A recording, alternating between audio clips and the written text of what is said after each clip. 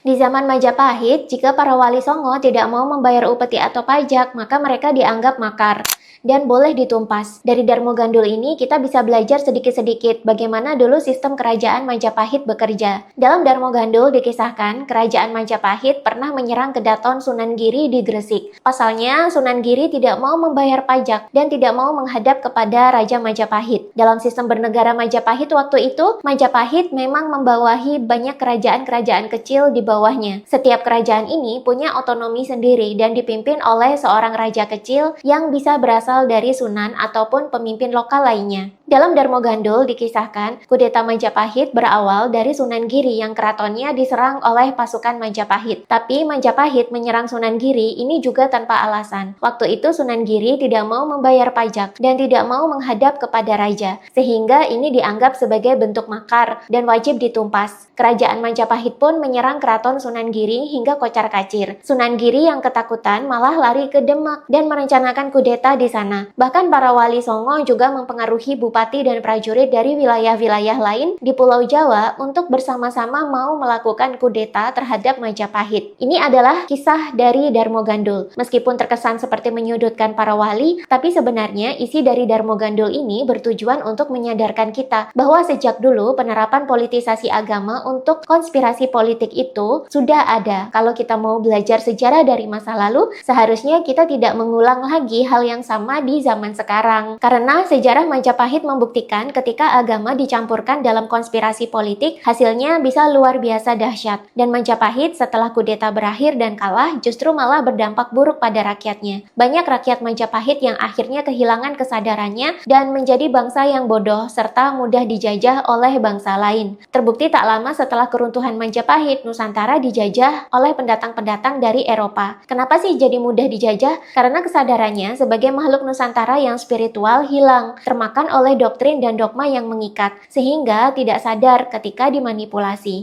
Yang mau baca kisah Darmo Gandul selengkapnya, kalian bisa baca sendiri di buku Darmo Gandul berikut ini. Yang mau bukunya, kalian bisa cekot di keranjang di sebelah kiri di bawah video sekarang juga. Dan buruan cekot sekarang sebelum buku ini ditarik dari peredaran, karena buku ini kontroversial banget.